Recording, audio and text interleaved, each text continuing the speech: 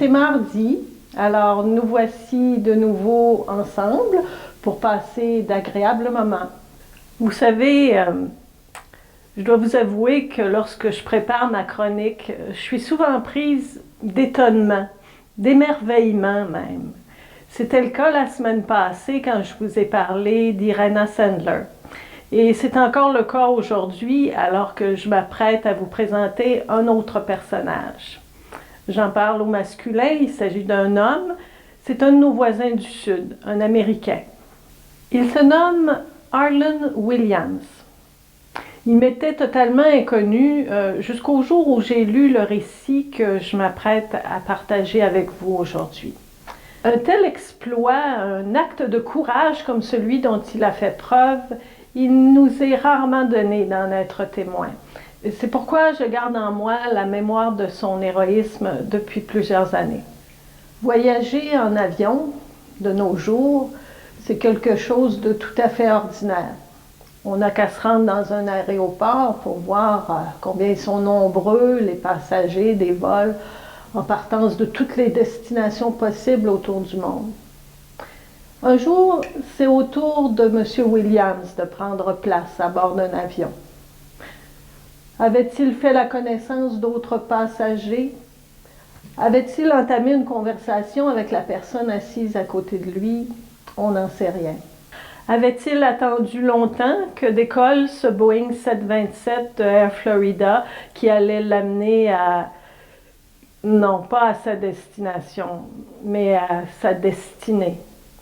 Car ce gros oiseau de fer s'écrasa, les ailes trop alourdies par la glace qui s'y était accumulée. Il comptait à son bord 78 passagers.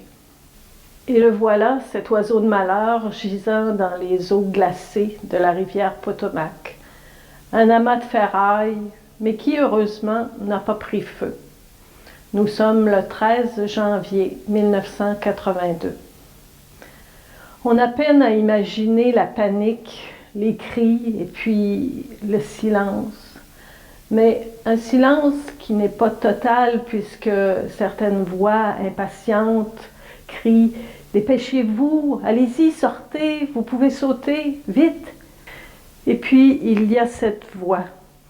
Une voix que l'on devine à la fois insistante et rassurante, qui se joint à une main tendue, qui attire une personne et l'aide à prendre pied sur le terrain glacé. Une personne vient d'être sauvée par quelqu'un qui lui est totalement inconnu. Et puis c'est au tour d'une deuxième personne à connaître ce sort enviable. Le valeureux sauveteur l'a elle aussi mise hors de danger. Et il répète ce geste pour une troisième et une quatrième personne, semblant tout à fait inconscient du danger qu'il court lui-même.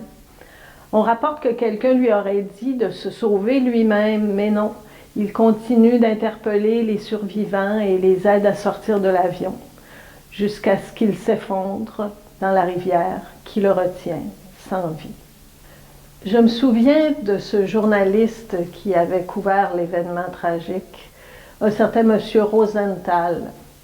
Il avait dit quelque chose comme ceci: « Cet homme a démontré ce que l'humanité, dans ce qu'elle a de meilleur, peut réaliser. » Et en réfléchissant à cet exemple bien édifiant, je me rappelle les paroles de Jésus qui disaient « Nul n'a de plus grand amour que celui-ci, donner sa vie pour ses amis. » Et pourtant, les rescapés n'étaient pas, à ce qu'on sache, les amis de Harlan Williams. Ils étaient des êtres humains, comme lui, tout simplement. Et cela a suffi à stimuler sa générosité jusqu'au don de soi, sans retour. Vraiment, ce que l'humanité, en ce qu'elle a de meilleur, peut réaliser.